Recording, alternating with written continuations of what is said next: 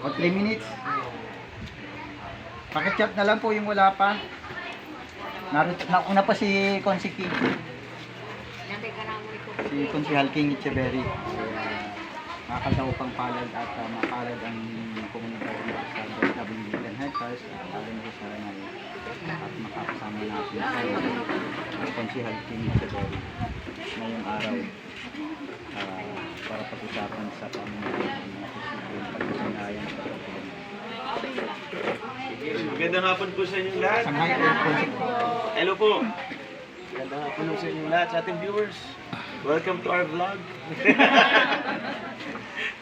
Sana ma-monetize yung vlog mo. Okay.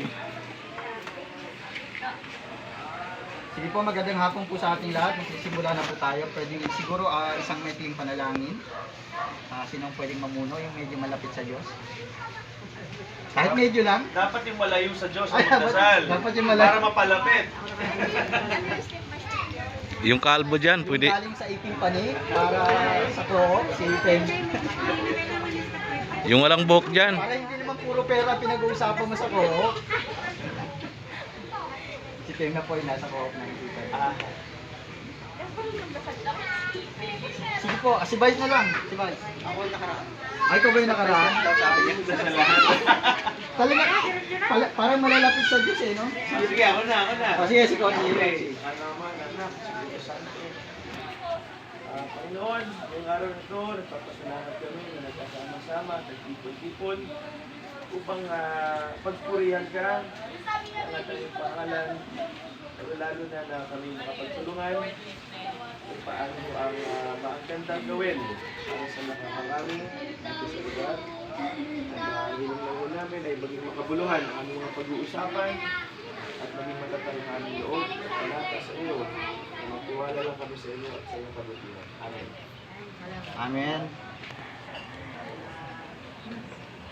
Sige po, magandang hapon po sa ating lahat. Magandang tanghali. Tanghalian. Sana makapagtanghalian na kayo. Ang pagpupulong po natin ito ay tatawagin natin dialogue. Nung nagkausap kami, backgrounder po, ano po, nagkausap kami ni Consi King, bagaman maikli lang na panahon siya ngayon, nagkausap kami ni, ayan yung auditor. Kala ko nangampan niya, naligo pala. Para makaharapan. Alam na pre, sa nahuli. Di ba may usapan Oo, na nahuli? yung nahuli. Merinda. Ang papamirenda yung nahuli. Sige po. Sige po. Yung atin pong objektibo o layunin ngayong hapon, nagkausap po kami, nagkape kami ni Consihal King. Nakita niyo naman, nakalive kami nung nakaraang linggo. At napag-usapan namin kung paano tayo pwedeng magtulungan kung sakaling mananalo siya ulit sa parating na halalan. Natapos ito ng parating na halalan. Palagay ko naman, mapapakisuyuan mo pa yun, no? Mapag-usapan natin kayo at yung ay sure na. So, at ang aming pinag-usapan ay ano yung pwede niyang itulong dahil siya ay abogado, ano po? Hindi lang siya konsehal. Siya ay abogado, Ateneo, no? So, at bukod sa siya ay konsehal at pag-uusapan natin yung ano ang maaaring itulong ng sanggunian sa pamamagitan niya later on. Sa pamamagitan ng kanyang komite o ng kanyang sponsorship, no, para sa sanggunian at hello po, tuloy lang po tayo. Kasi simula pa lang po. Para doon sa ating laban, no, dito sa paninirahan. Ayon sa 843, Presidential Proclamation 843, at amended by 825. At nakatuntong sa batas ng EU 131 at ng TUDA. Pangalawa pong pinag-usapan namin ay kung pwedeng actually pinag-usapan, binumungkahi ko po sa kanya, no? Siya po ang sasagot. Yung pangalawa ay sana mabuo yung housing board sa Caloocan. So hindi lang pinag-uusapan yung DSWD. Makatulong tayo, makatulong siya sa pamumuno. Kasi kailangan natin ng papayong doon sa ating laban dito sa DSWD, ano po.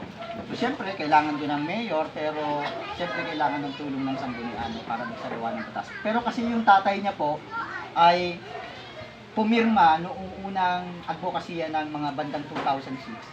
Si Mayor Ecom, kanyang tatay. Kamukhang kamukha naman. No? It's very nice na yan thing talaga. So, pumirma po ang kanyang tatay, si dating Mayor Tom, na buuin yung assembly at magkaroon ng konseho at magre-represent doon sa local housing board. So, ang pinaliwanag ko sa kanya na kung maaari ay buuin ulit ito para may papayong doon sa ating laban sa DSWD. Kasama natin ang lokal na pamahalaan. No, yung mayor at yung haro at saka yung housing.